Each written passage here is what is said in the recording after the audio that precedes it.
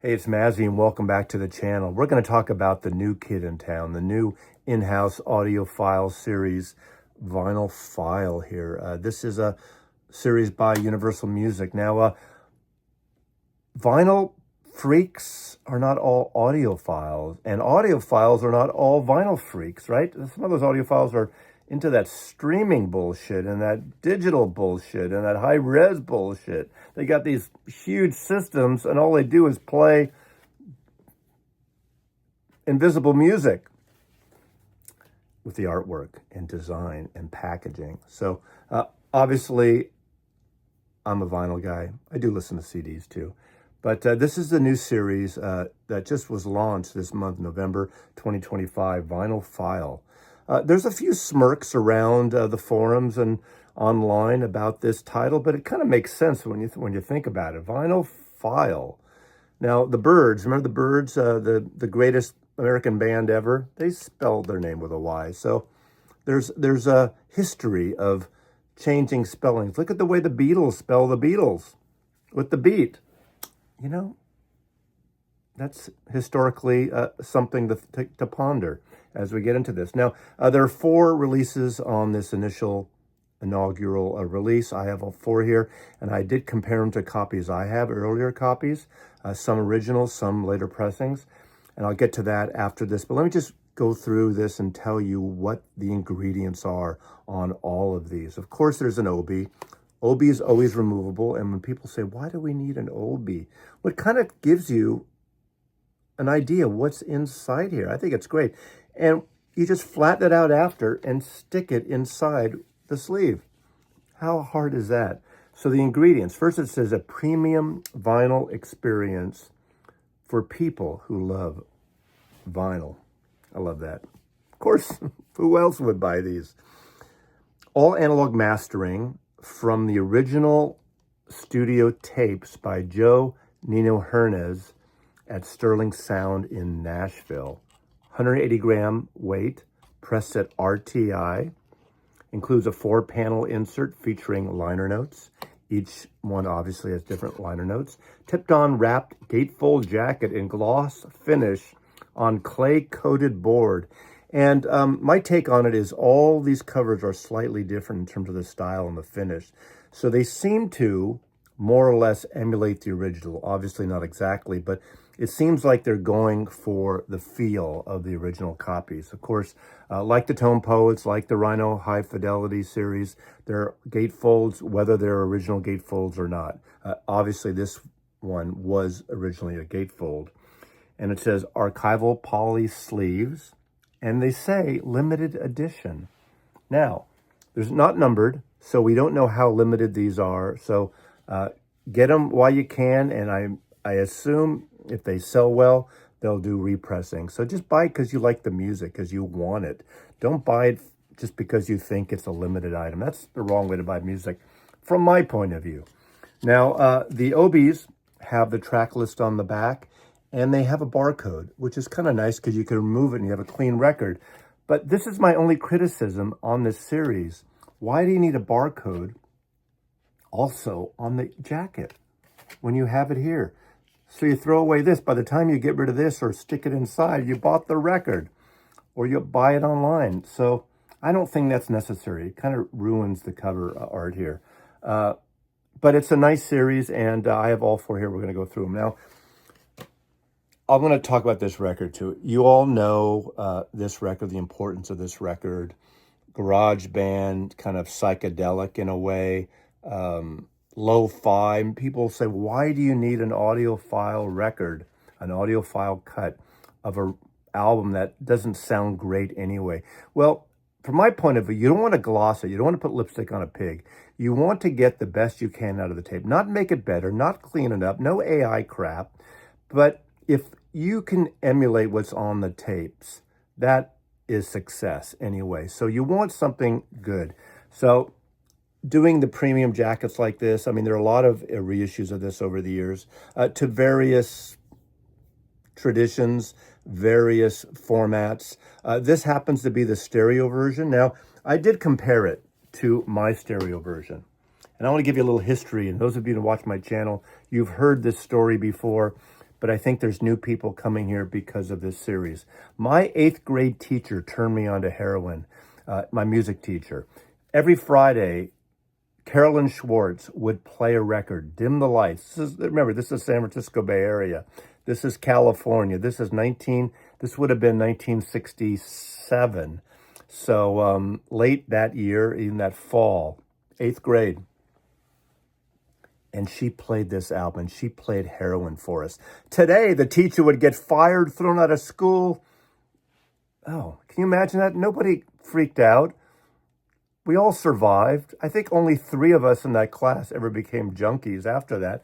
But I really got into this record, and I actually bought the record. Now, I don't remember if I bought a mono or stereo back then. And unfortunately, I peeled my banana, and for some reason, it's one of the few records in my collection that got damaged. So around 1972, I bought this copy. I don't know if this is a 71 or 72 pressing.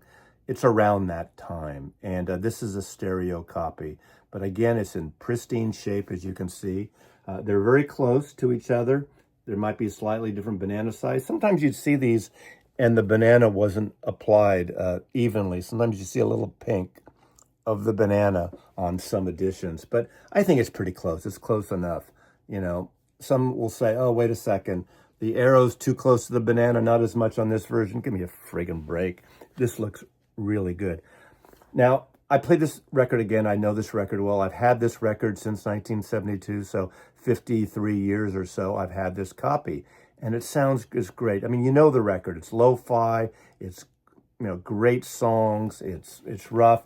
You got the beauty, the melody also occasionally of that atonal Nico singing on here. And it sounds really good. But this copy is somewhat noisy. It's not a quiet copy. This is spotless. You know which pressing. Some people get in on the backs. They want to know the details. Looks pretty damn good. The gatefold, very faithful right there to it. But I actually prefer the stereo copy. So just to give you an idea, the only mono copy I have is the recent Sundazed edition Kevin Gray cut. I believe these are from Digital Files. This sounds great, but I'm still partial, even at this point in 1967. I like psychedelic more in stereo, even though this isn't, you know, the typical psychedelic thing. I think Lou Reed would cringe if I actually call them a psychedelic band, but so be it.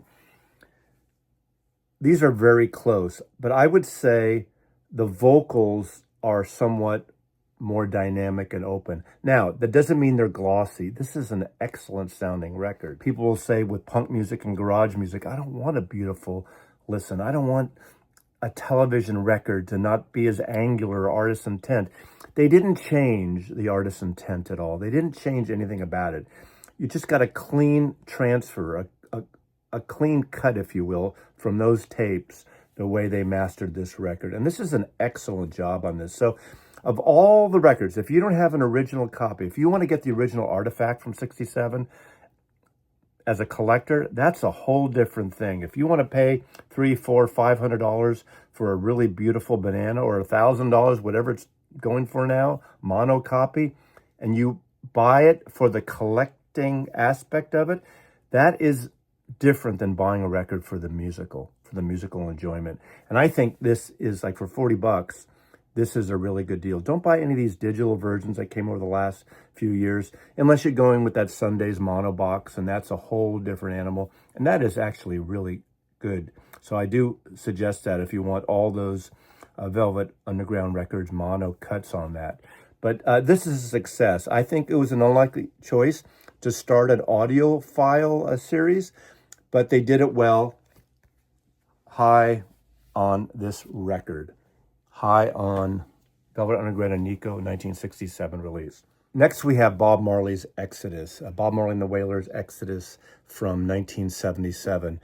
This was a change-up, group change-up. This is when Bob Marley relocates to London after attempted murder in Jamaica. But this is a wonderful record. It really somewhat of a different sound, well recorded, great bass, just a huge soundstage on this record. And like all these audiophile series, there is an insert. I neglected, unfortunately, to show the Velvet Underground tape box, but there was a tape box there. This is the tape box for the Bob Marley. Apparently, there was a law passed or an executive order that when you put an audiophile release, a series out, you must include the tape box for proof, for living proof. So people believe that these are all analog cuts now.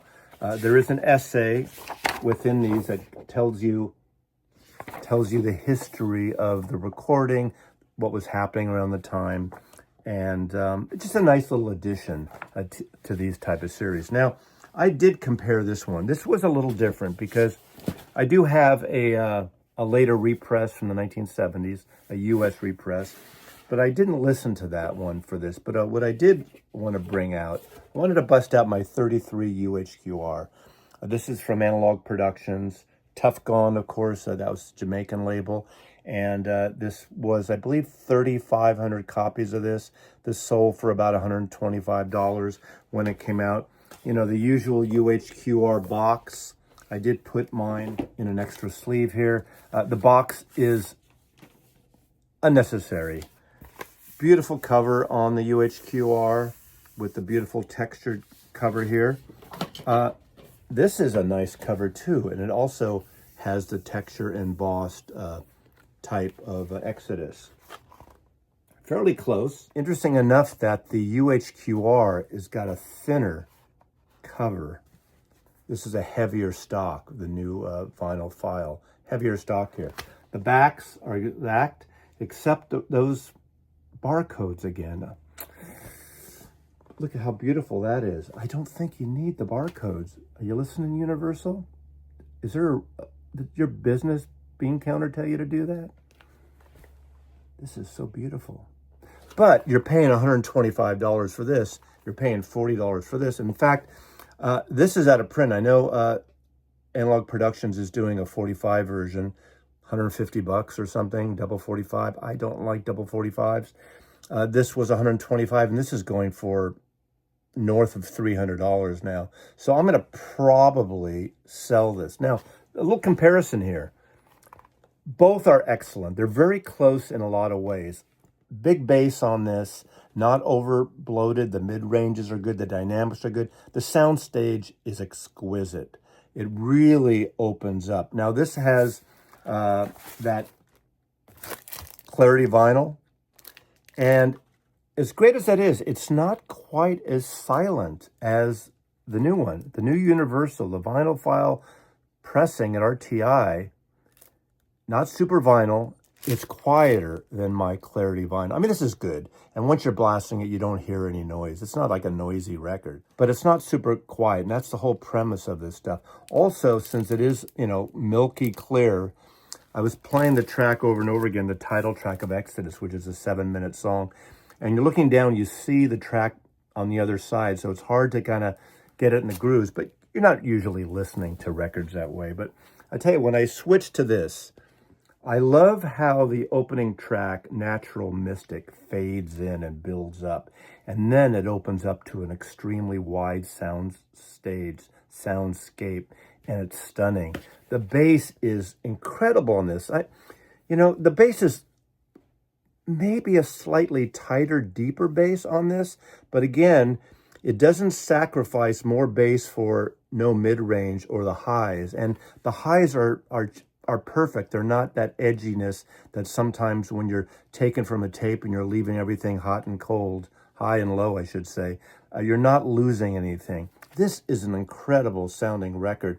Probably, of all these records of the new release, this is the best sounding one. So if you were to pick one, if you only had the budget for one, even though this has been reissued a lot of times with the Jamaican pressings, the regular Universal pressings, this is a killer sounding record, and I blasted this.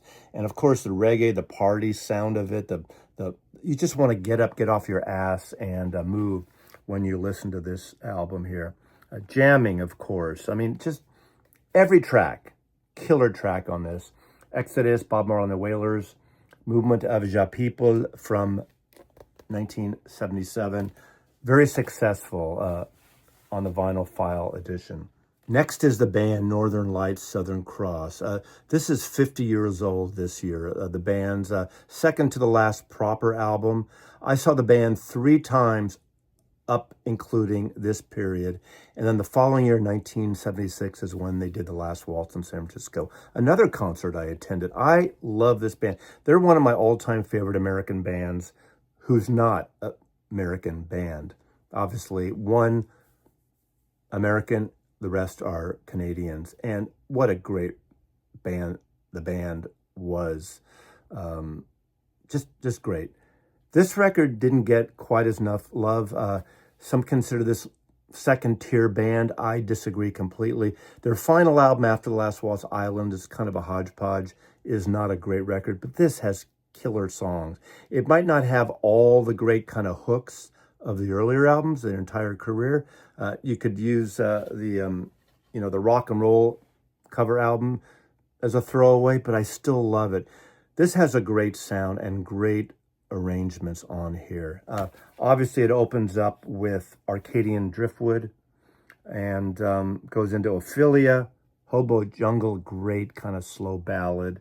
It Makes No Difference, the wonderful Rick Danko. He just has a vulnerable voice on that. Forbidden Fruit. So there is kind of upbeat, happy songs. Ring Your Bell, and of course the beautiful, uplifting, just almost like circus-like Jupiter Hollow ends it up. Now, the opening track on here, Rags and Bones, it's not an opening track. It's listed on all the copies first, even in the gatefold. It's listed first, but it's the last song on the album. So it seems to me at some point they decided not to have that the opening track, moved it to the end. I don't know if that's the case, but it wouldn't have been a good opening. It wouldn't. This is beautiful. The guitars are beautiful. Now, when I first listened to this, I was slightly disappointed. It sounds really good. But then I pulled out my original. Now, my original is the very first press. Same orange label. Has the insert, and I'll show all that in a minute. They did replicate these, the original labels. That's the reddish-orange capital label. I listened to my original copy, and for the first time, I ever realized how anemic and thin the original copy is.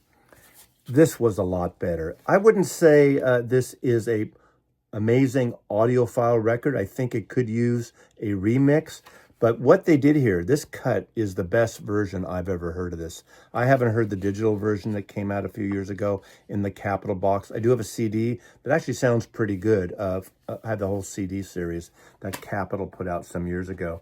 Like all the rest, these come with the insert of the tape box. And in this case, there is an essay by Rick Florino, July of this year, 2025.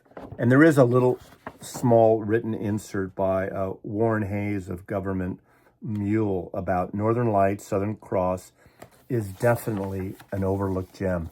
And I agree with him. This is a wonderful record in the band's discography. This is great music. Several of these songs they played at The Last Waltz. There's that great kind of New Orleans horn section on here that just really adds to a dimension to it. And a lot of the songs from here, you kind of cross over again into The Last Waltz. This is a wonderful record. This is a pretty dynamic record, but again, I think the issue here is slight in the mix, but don't get turned away by that because this is the best version of this record on vinyl I'll ever have. And don't think this is like a second-tier band album.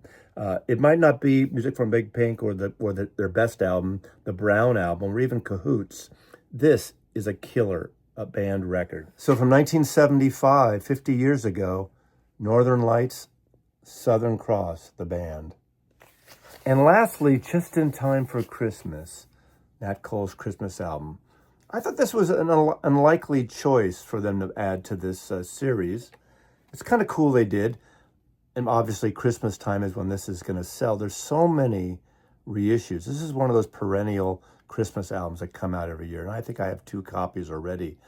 Kind of okay copies. They sound fine. This does sound better. It opens up. This is a lush album orchestrated. A lot of strings on this. It opens up with a heavy string arrangement when it gets into the Christmas song. That great, chestnuts roasting on an open fire, and it's brilliant. I am a massive fan of Nat Cole. I usually prefer his trio albums, without the orchestration, the more jazzy pop albums, Route 66, Straighten Up and Fly Right, that period. And I like these songs too. I mean, in a perfect world, if there was a stripped down version of without the orchestration, that would be my taste. But this is the way people know this record. This is a stereo, obviously. Again, in fact, all these records obviously are stereo. And this is really well done. I didn't compare it to my other copies because I know this so well. I just wanted to make sure it was a brilliant record. A lot of great dynamics. It's a rich record. I think it seems to be tipped on the high end slightly, but I think that's because of the string arrangements, the recordings of the orchestration, the orchestra on here. But it's beautifully done. In this case, again, you have these wonderful holiday snaps of Nat Cole. On here you have the tapes. What are these, 70-year-old tapes? 65-year-old tapes? 60-year-old tapes? Main tape. That's a big main tape. And then you have an essay, liner notes by James Ritz, turning magic into epic proportions. This record is one of the great classic Christmas records of all time. Nat King Cole, The Christmas Song. It's up there along with Bing Crosby's Christmas album. Just an incredible sounding record and, perennial favorite. So having audiophile version, they're doing some things like Charlie Brown comes out every year as well. There's certain records that they press every year and they put out every year. I think there's a UHQR Charlie Brown coming out from Chad Kassem too. So there's an audience for that. This wouldn't have been my first pick just because as much as I listen to this, it's an annual listen. Also my CDs, a lot of times, even though I have a substantial holiday Christmas vinyl catalog, I have literally a massive holiday CD catalog with which I've added to a hard drive, which basically plays 24/7 for a week before Christmas. So those are the inaugural releases of Vinylphyl from Universal, the 4 releases. 3 of those I would definitely get right off the bat. The Christmas one, if you're into Christmas music, and it's a nice version of it. But again, I think the best sounding by far is Exodus, and then I would probably pick Velvet Underground and then the band.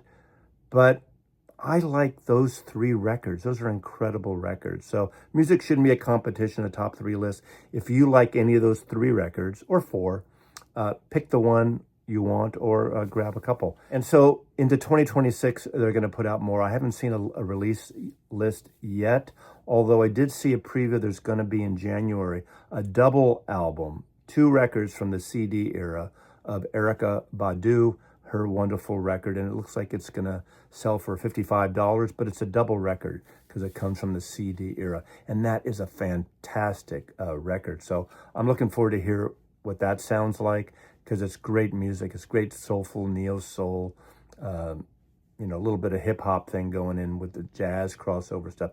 Wonderful record, and so I like that they're exploring a different genres in this release. You can see from these 4, it couldn't be different so far from each other. So thanks for watching.